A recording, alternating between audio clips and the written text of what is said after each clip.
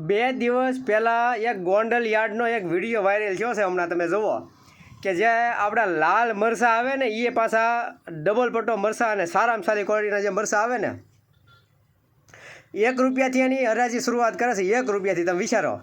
પાછા જેવું ડુંગળીમાં કરતા હતા ને એવું આ મરચાંમાં મળ્યા કરવા અત્યારે ખેડૂતોને કાપવાનું શરૂ. એટલે એક વખત જગદીશભાઈ મહેતાએ ડિબેટમાં કીધેલું કે આવડા માર્કેટ યાર્ડ જે યાર્ડ છે ને એ ખેડૂતોના કતલખાના છે એમ. એટલે પહેલાં કતલખાના નહોતા કીધા, પણ પહેલાં મામા કંસનો દરબાર કીધો એણે. એ કે આ માર્કેટ યાર્ડ છે ને એ મામા કંસનો દરબાર છે એમ.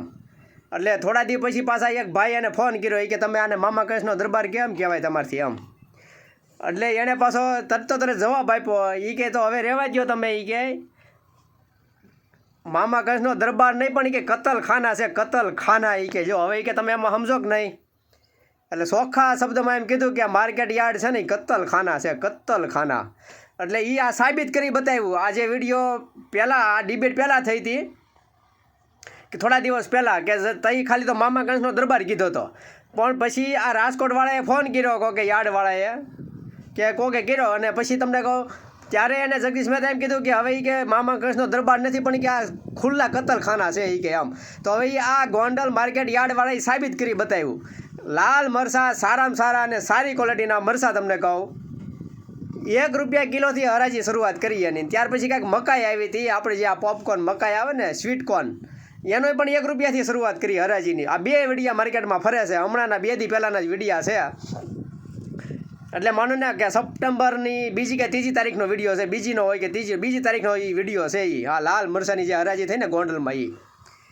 એટલે બોલો હવે એ તો જગદીશ મહેતા તો ખાલી એક ઉદાહરણ તરીકે કહેતા હતા કે આ એક કતલખાના છે, પણ આ તો માર્કેટ યાર્ડવાળાએ સાબિત કરી દીધું. રૂપિયે મરચાંની હરાજી કરી. 1 રૂપિયો તમને કહું રાયડું નાખીને બોલે રૂપિયો, 2 રૂપિયા, 2.5 રૂપિયા એમ.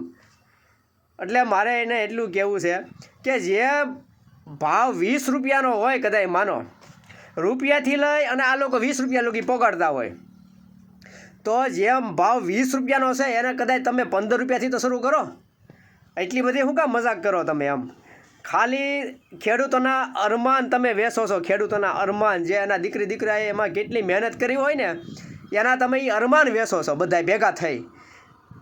કારણ કે 1 રૂપિયાથી તમે શરૂઆત કરો છો. તમને ખબર છે કે 20 રૂપિયા આજુબાજુ ખપવાનું હોય, તો તમે રૂપિયાથી જે શરૂઆત કરો છો ને એ નડે બધાને. એ અહીંયા વાગે દિલમાં. ખેડૂતે જેને પકાવ્યું હોય ને એને ખબર હોય કે આ કેટલી આમાં મહેનત થાય છે અને એને ઘા અહીંયા વાગે અહીંયા.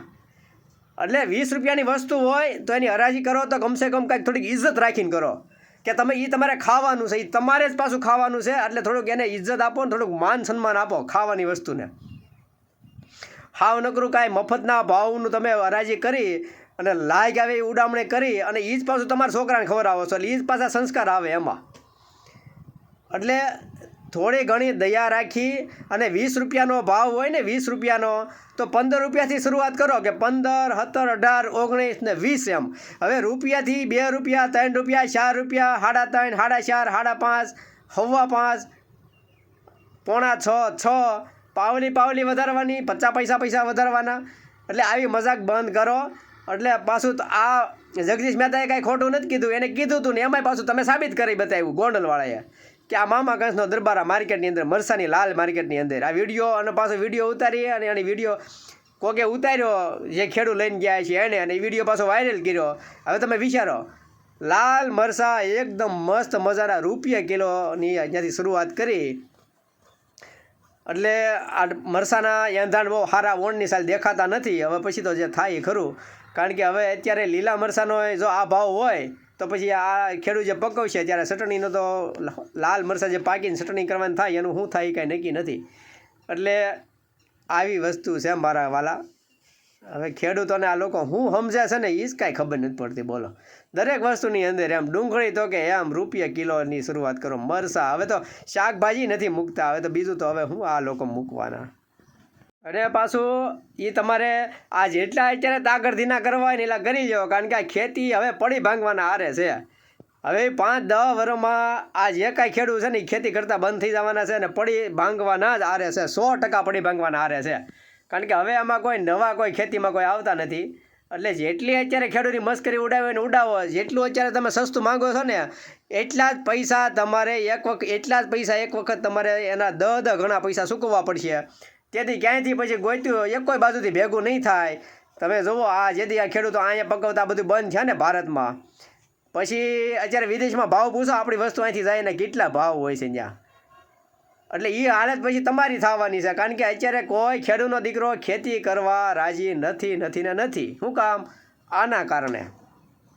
એટલે 10-15 વર્ષ પછી આ જ તમારા હાલ છે.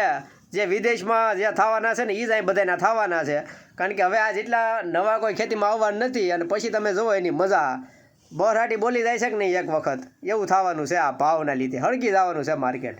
પછી ખેડૂત નથી વાવવાના તો શું કરવાના? આવી કે દર વખતે પછી આવું કેટલુંક સહન કરે ખેડૂતો? એક વિચાર કામ કરો.